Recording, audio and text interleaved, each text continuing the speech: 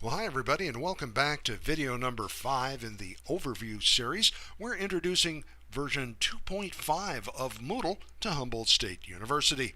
When we last left our heroes, they were in the administration block in the upper left-hand corner. We've gone to Video Base 2 to kind of clean things up, and we had been in the users section. Let's click on that, and notice here's where you can enroll a user. You can give people special abilities such as being a TA, and here's where you set up groups. For more questions on groups, come on by or give us a call. We're happy to work with you.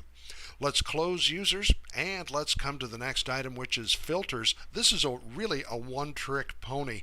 I would not recommend changing any settings except the fifth from the bottom, which is auto-linking. Activity names auto-linking. By default, it is off. You can turn it on. If you have, for example, a scientific term you want to link to all other instances, for example, to a glossary, it's very useful. Go ahead and turn that on and save the changes at the bottom. It can also drive some people crazy, and that's why it is set as a default to off.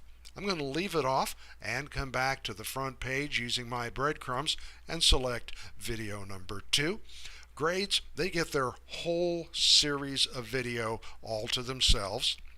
Backup is a good way, and once you've built a course, you can back up the course and save it on another drive. I mean, you don't want to save it on Moodle because if there's a Moodle problem, you're going to lose the backup. I normally put my stuff on a thumb drive or my P drive here at HSU. Restore is something we do for you, and import is currently not in use.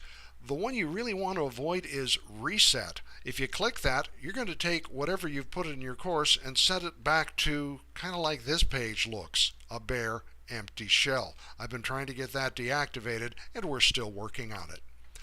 One thing very useful, let's select switch role. If you're working on a page and you want to see what it looks like to the students, well, go ahead and select students like I'm doing. Give it a click, and notice the administration block gets much smaller, and Quickmail changes with the number of choices that you have. When you're ready to see it again as yourself, switch my role to normal, and you will, if you had editing on, have to turn it back on as a safety precaution. It shuts down. Also, we have my profile settings. Give that a click. It gives you an option to edit your profile. I'm going to select edit my profile. Basically, a user picture is under the initial block that drops down. You can give it a click. Bear in mind, and we're going to have a whole separate video on pictures, you don't want anything much bigger than 100 by 100 or 150 megapixels. These huge 26,000 by 34,000 pictures, you're going to look like it's overprinted and it's all blurry. I do include a description in my description box. That's entirely up to you. And if you're going to forward your email, we do not recommend it, but if it's something you absolutely must do, please do it through the help desk to ensure that everything works smoothly, and then of course come to the bottom and choose update. Notice you can drag and drop a photo into the area. Let's go back to video 2. I passed over reports. I got in a hurry there. Go ahead and let's click reports.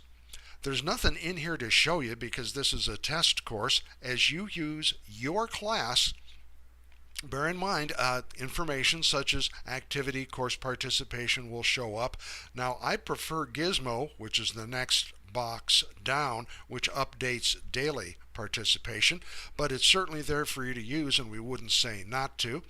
And as far as the backup, you will back up the course, but you won't back up the grades or the student data. Watch our gradebook series for information on how to do that. Coming over to the right-hand column, latest news, that's going to be new information that's been posted on the front page. Quickmail is set up and configured for you to use. Now notice if we select the configuration icon, it's going to say allow students to use Quickmail. This is by default set to yes. Nothing to do here. I just wanted you to know it was turned on. Let's go back to the front page. Composing a new email, if you give it a click, it'll have a whole list of the students there, a few more than we've got. You can add all of them by selecting Add All. You will see drafts at the top. You will see history, and you can filter by role. For example, if you just wanted to get in touch with co-instructors or specific individuals, you can do that here. Going to scroll down. You can add an attachment. You are required to add a subject. Go ahead and type your message in. You do not have a signature option here. You do have a choice if you're going to receive a copy of this or not. Let's go back to the front page. And last but certainly not least, I'm going to turn my editing on. And above the latest news, I am going to add an HTML block. And to do that, I'm coming to the bottom of the left-hand column to the Add a Block choice, and I'm scrolling down and selecting HTML. It's going to appear above the Add a Block choice, and I'm going to drag it up to the top of the page, and I'm going to put it above latest news. And when we come back, I'm going to show you how to turn this into a contact block. This is where you give your office hours, perhaps have your photo, your email, ways for the students to get in touch with you, know where your office is, what your office hours are. So that's up next. We look forward to seeing you. Thanks for watching.